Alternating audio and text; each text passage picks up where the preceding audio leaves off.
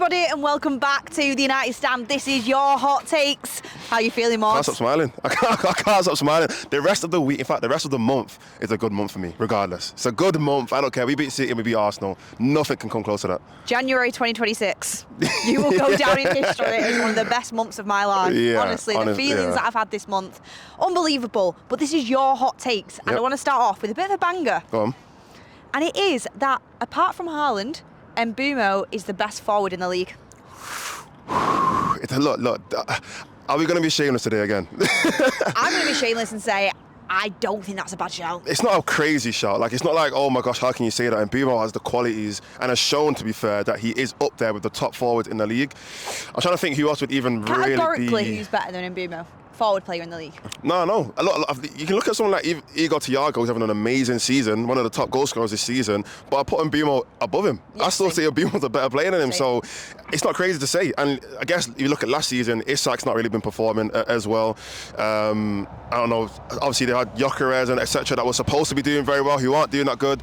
You got the Newcastle striker, Voltamade, who is doing pretty good in my opinion, but Mbeumo can chat to all of them, so yeah, it's not a crazy shot. Will I go through the top teams in the league? So Arsenal are top of the league right now. Yeah. Saka is a very good player. I'd still rather have Mbeumo. Lock me up. Oh yeah. Lock me up. And right now, games. definitely, yeah, 100%. In general, actually, or even like last year, I'd say the same thing. Over Gyökeres, I'd rather have Mbeumo. Yeah. Over Trossard, Martinelli, I'd rather have Mbeumo. Yeah, 100%. I would. And then you go down to City. Semenya, very, very good player. I'd still rather have Mbeumo. Haaland is kind of the only player where I think, you know what? He stands out. Serious He stands goal out, machine. yeah. But Mbeumo, I think he's still going under the radar. His output is brilliant, and his conversion rate is fantastic, and he's on double figures now in the Premier League. He shows up. That's one of the main things. It's all good scoring loads of goals against bottom half teams or relegation teams. When you can do it against Liverpool, when you can do it against Arsenal, when you can do it against City, when you can do it when we genuinely need you to do it, that shows the levels in quality when it comes to great players and elite players. So yeah, I just think Mbeumo, same thing with a lot of the other players that we have. Put them on a bigger platform, put them in Champions League games, put them in bigger games like that, and to see how they can perform, and you're going to see them shine. More, the next hot take is if we had Michael Carrick appointed as head coach 2 months earlier, then we'd be sitting top of the table right now. Yeah, this is a bit too shameless for me, I'll be honest.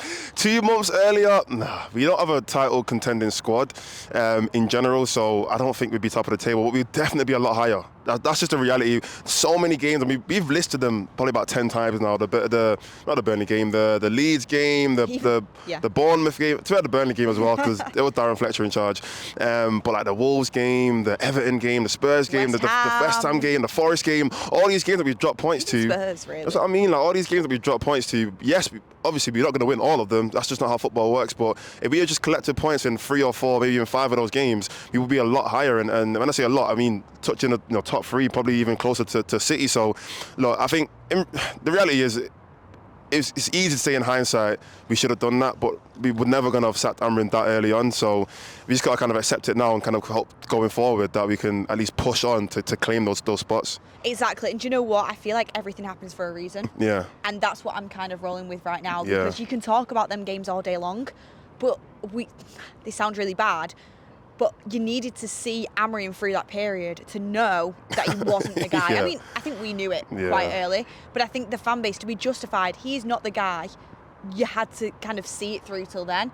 And, you know, the only reason you could even consider Manchester United in that right now is because the league is so open. Yeah, I mean, the fact Arsenal are top of the league, and yet, you know, if you look at the goal output of their forward line and they're still top of the league, like, the league is all over the place. That's the only reason you could ever consider it. But if United get Champions League football this season, I think that's brilliant for us. Yeah. We kick on and let's see what happens. Yeah, look, I think the season is a snatch and grab year. I think literally anyone right now can finish, not anywhere, but you can claim a higher position than what they are right now. I think City probably looking at Arsenal like, this is not done. So you're going to look at Arsenal and think, until the last game of the season, you have not won the league. And I think Arsenal are going to think that as well. There's no way that we can still win the league. Yeah, exactly. Considering how poor, well, I say poor, but to their standards, how poor they've been. Near where they used to be in. Exactly. And even we're saying the same thing about United. How are we in the top 4? You know, considering that we've had 3 managers this year. and we're in the top 4 race. So, yeah, I think in general, even though we could have done a lot better if maybe we sat earlier, right now we still have a chance to finish in a good position. The next hot take is that Diogo Dalot is overhated by United fans. Ooh. I actually agree, you know. I agree. I agree. And look, I'll be honest, look, we've criticised him. Well, I've criticised him anyway.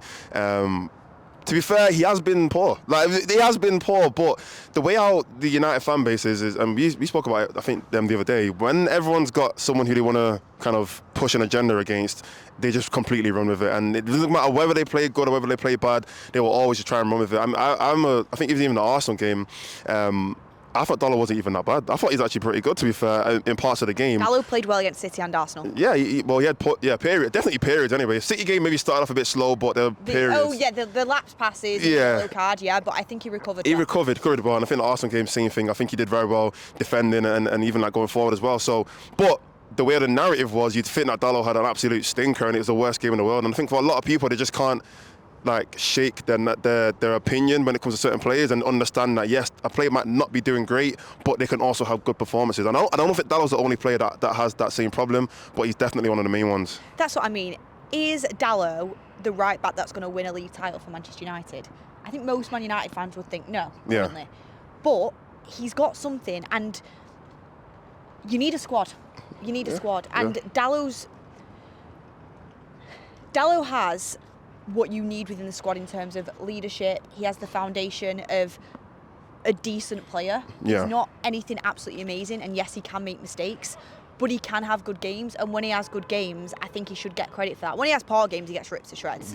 So I think when a player has that reputation, like you said, everyone's always spotting for the mistake. Everyone's always looking for what's he done wrong, because you have that vision of that player in your head. And it's hard to shake it. So I think when Dalot does have good performances, like against Arsenal, I mean, Saka switched that side and he still couldn't get anything out of him after, not being able to get anything out of Luke Shaw. When you have them performances, you have to give him credit, but also you do have to say there has been a big, long run of performances where I think Dalot's not done as well as what he should have done. Because I think if you actually look at him as a player, I think that there's a making of a good player there. He's got good physicality. The foundations are there. He's good on the ball. He's just got such big lapses of concentration, and he's sloppy. A lot of the time he's sloppy. And I think with Dalot, there's something in there. You can call out the poor performances, but also if he does well, then give him the credit. Yeah, and I also don't think it's a coincidence that, when we're winning games, all the players that I think a lot of people have been criticising are starting to actually raise in their performances. And like I said, Dalot's not the only person. There's been a few players in the team where everyone looked at and thought, is he good enough to play for United? He might be the reason why we've lost games. And all of a sudden, now the last 2 games we've had great performances. Everyone's level seems to have raised. So, yeah, I don't think Dalot's the only player, but I think going forward, like I said, hopefully Dalot can put in better performances and can help the team. The next hot take is that Cunha should remain a bench player and come on to win or see out games. Ooh, it's tough. A lot of people are going to say, look, don't change the winning formula, because it has worked the last 2 games. I've been here with Bobby and George Best, and I swear to God, this whole area is turned into an absolute fucking shithole. And the team is even turning into worse.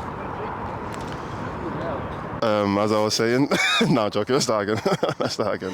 Nah, slight interruption there. Yeah. That's what you were saying. I'll carry on. So yeah, a lot of people will say, don't change your winning formula. The team, they've won 2 of the biggest games of the season. Why would you go and change it the next game? Which I completely understand, and I do agree with as well. However, that's the whole point of having a squad. You rotate players. You're just going to keep laughing now. Sorry, carry on. Yeah, you have to rotate your team. People are going to get tired. We actually do have a little bit of a congested period. We've got about 3 games in 9 days or something like that going forward into like February. So you have to at least rotate your squad to some point. And I think Cunha is a player that will fit in a few different positions, which I think is going to be good for us. So yeah, I do understand keeping the same team, but he's good enough to start. So why not? He's a versatile type player, and I think that's a really good attribute that he has to his game. Yeah. And you know what I think about United fans sometimes? It's like we're allergic to having a squad. Yeah. We're allergic to having competition for places. This is a good thing. Yeah. It is a good thing that you have a player that you want to bring off the bench, that you are desperate to bring off the bench. And I don't think Cunha will be a bench player for Manchester United. I think he'll work his way into being a starter. But it's positive to have a player that you can bring off the bench to go and win games. That can take a game by the scruff of its neck. That's what you want. You want to be looking to your bench and thinking, oh, I can't wait to use that weapon. Whether it's Cunha, whether it's Ahmad, whether it's Mbeumo, whether it's Sesko, whoever it is who's going to, because one of them players will start on the bench at some point within games, especially when European football. You want a squad that you've got competition for places, and it's the same with the centre-back situation. If you're playing well, you know, Maguire, Dalot, Martinez, you want that headache. You want to think, who's best suited for this games? And it comes down to the fact of certain games, Cunha will be better to start, and then a different player that we have will be a good weapon to bring off the bench. And certain games, he'll be a good weapon to bring off the bench, and a different player is the right player to start. Different teams, you know, you slightly change your game a little bit. You have the foundations there, but you slightly change your game. And also what it does is it gives these players a meaning when they're coming off the bench. I can be the match winner here.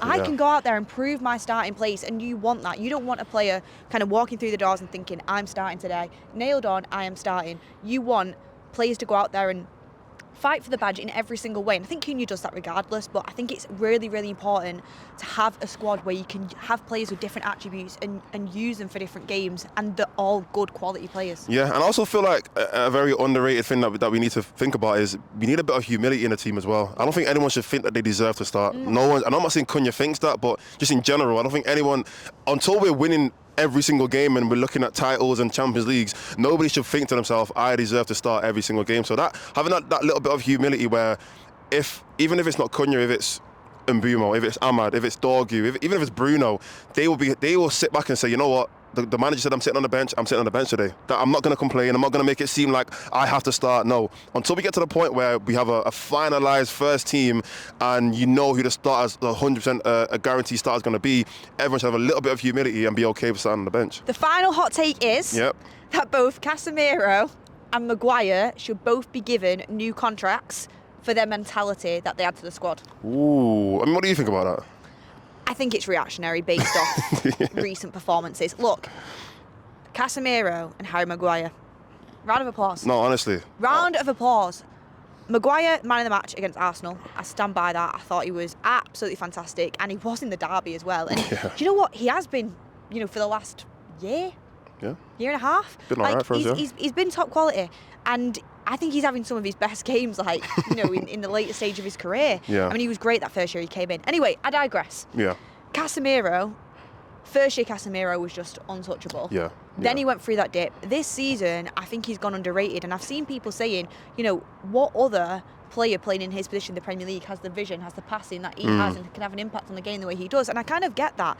And, you know, you do need experience in your squad. You absolutely need players who have been there, done that, and won things. It's so important if you want to get over the line. I mean, I think that's where Arsenal are struggling a little bit. They don't really have that experience in their squad. And I think if they had a few characters like that, they'd probably have a better chance of getting over the line. So I understand from that point of view why you'd want to keep them players around. However, we've got to move forward into the future. Casemiro was on 350 grand a week.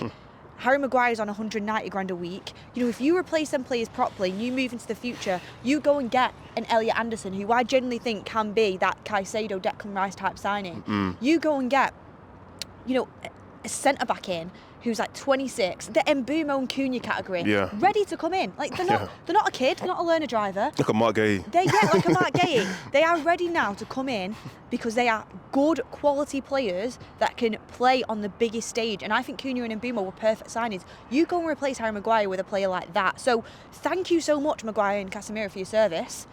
However, we are moving into the future now with the likes of an Anderson and, you know, the next centre-back who's ready to come in and take over, like hand the, you know, he's handing the baton over, Harry Maguire. So, yeah, we'd miss the leadership, we'd miss the experience, and I thank them very much. But, you know, there's a good thing to be said of knowing when to get off the train and knowing when you've stayed on the train too long. And I think that now is the right point to part. Okay, so that was our hot takes. Thank you guys for sending them in. I thought there was a couple of really good ones. And to be fair, you know what? When we start winning, the hot takes do get better. They do. They do get way, way better because we're more excited and energetic about our players. Got a few hot takes saved in the locker. Yeah. I mean, let's just need a few more wins and I can bring them out. A few more wins. Let Carrick get a bit more comfortable, and then we're going to bring some real hot takes. But like I said, thank you guys for sending them in. Make sure you send them in every single week. We want your wildest and most brave hot takes for us to discuss. But thank you guys for watching and listening, and we'll see you on the next show.